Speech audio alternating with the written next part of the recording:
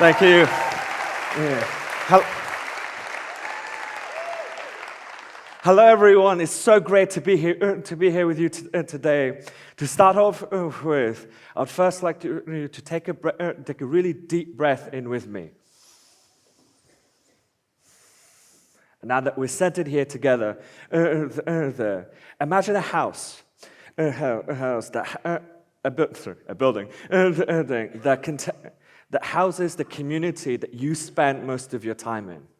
What type of building is it? Is it a skyscraper? Is it a council, penthouse, event hall, whatever? And once you've got that picture in your mind, pay attention to picture the details. What do you do there? Who do you talk to? Do you have an intimate connection with anyone there? What do you smell? What do you smell? Is it faint smell of alcohol? Because pubs are famous for some reason here. When I did this exercise,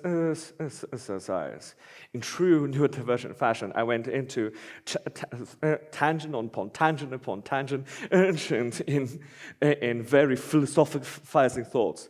Wait, that's just me. Never mind. Never mind. And I pictured my entire reality in those spaces, and I thought of two. The spaces that I spend most of my life in the joyless mansion and the metaphor that Dan eloquently mentioned, the joyful house. And the joyless mansion is akin to Dracula's castle, and not the little wholesome one you watch in 80s movies that you curl up with your family about. A dark, decaying castle with the stench of death, and when you're faced with it, you hear the tears of our inner child and our inner selves, so screaming out that we're losing ourselves. You don't want to go in there, but somehow you always do. When I pictured my experience in this place, I found myself in the dungeon of dishonesty, being trapped by cycle of lies, of masking. And I want to give a special shout out to Mama, who's here with us today, because she played such a big role in my life to help set me free from it.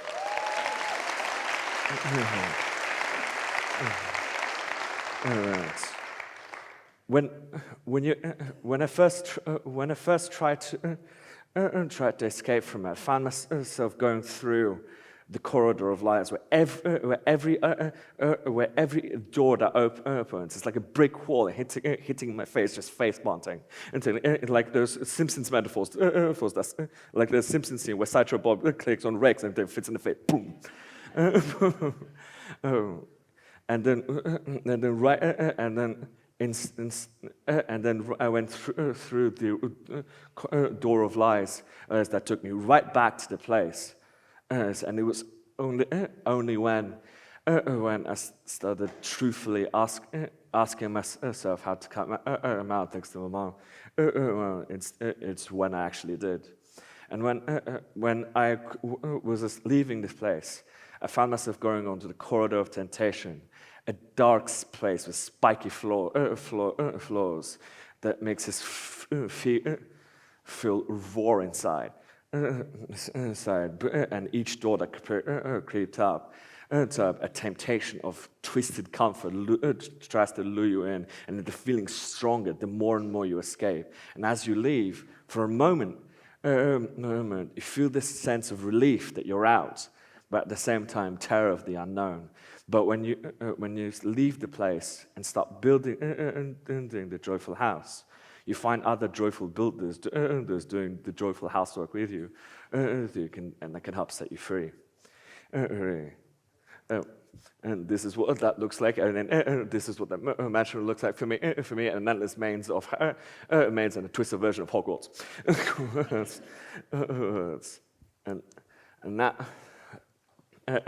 This is a picture I chose to represent my joyful house, because for me it's located in one of the most beautiful places I've ever been in my life, a little village in the Italian Alps of Fischer, where the mountain air is pristine. And without further ado, let me take you for a tour.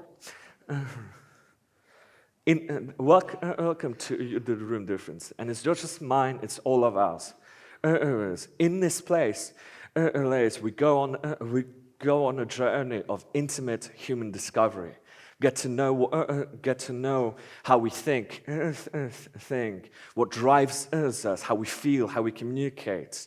And in this space, you find support and structures to help have that conversation. And the roster of that support is always updating to reflect the complexity of human experience. And when you enter this room, you walk in and it just smells home. Warm, cooked food, welcoming you into the space. I've been a foodie all my life, and I don't want to make myself hungry today. And it's a beautiful, and it's a lounge, as you see here, with seating that just soothes the senses, where we can rest as well as learn. And this room prepares you for the next one and the next one, so we can get. So we can get to know each other. In this room, you also get to know cultures, identities. Really learn, because life's too boring if everyone's too similar. You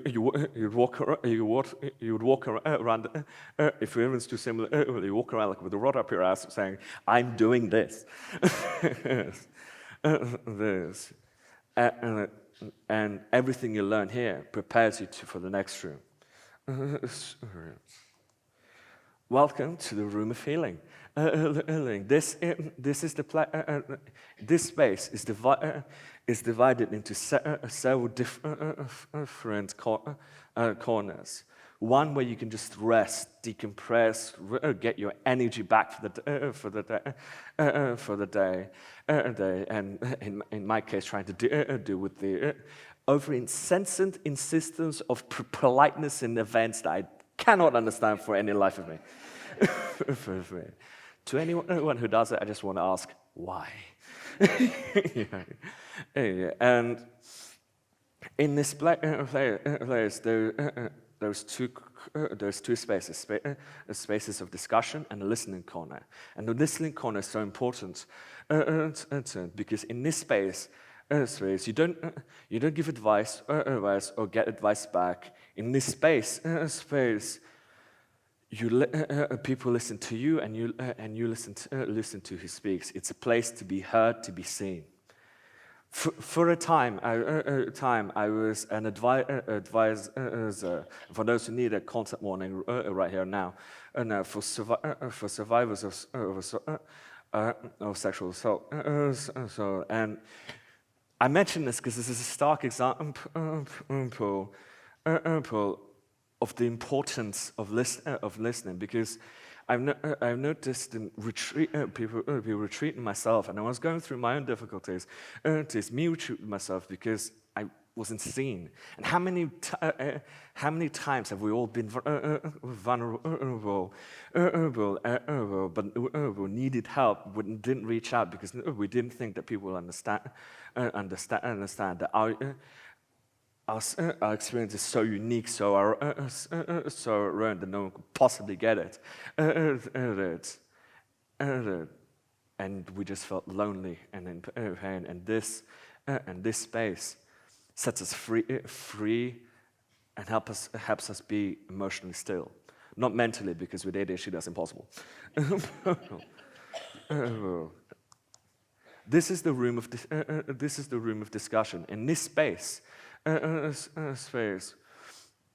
you feel this intense sense of curiosity, to develop your own mind, to think with depth, and to have practical, philosophical, communal, resource-based discussions to help improve your community, improve your relationships with loved ones, and the cultures and the systems that we all want to address, so we can finally think about how we all achieve a life beyond survival, where we can just live. Because that question, as difficult as it can be sometimes, given recent events, serves as an anchor point for everything else. And this space is your room of empowerment. In this space, you just uplift each other up, to celebrate everything we do, to find our joy. We make space for those niche interests, or in the case of neurodivergent people like myself, so special interests, or an intense obsession with chess and Rick and Morty memes, and the list goes on. And for some reason, existential reflections, where every time I give myself an existential crisis. And in this space is your space to explore that and help each other explore that. Because when we uplift each other up, there's nothing that we can't do together. There. Now, why? As I've been thinking about how to end this, and I've been thinking about what one of my mentors keeps hammering on to me about, the fork in the road, and the one we're at right now is quite stark, because the way that we're going, we're trying to address trauma with this essentially trauma. We retreat within ourselves. We become divided, and that continually adds more and more heartbreak to and if we keep going the way we are, and the way I've been as well, we risk never actually creating the fairer world that we all want. And more than that, the concept of really living becomes alien, and turning our communities into the joyful house gives us the space, gives us the emotional and communal resources, and that social foundation within ourselves to be ready to explore a life beyond survival. And I've kept saying that a lot, and even with that question, I think back to a question I've had with a founder I really look up to, and to those who know me and are here, I've referenced this founder 5 billion times, with no end. And he said to me that an intergenerational problem requires an intergenerational solution. As we've evolved with trauma, it will take generations to unpack that. But there's a stillness into that, because we all,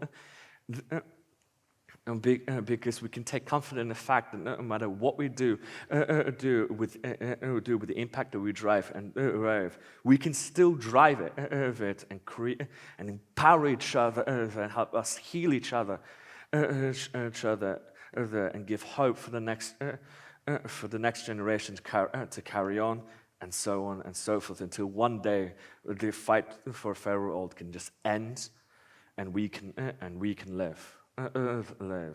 Now, how do we start this process? And it begins with three questions. what's our joy? How can we share it with others? And how can we hear others? Thank you very much for listening to me today.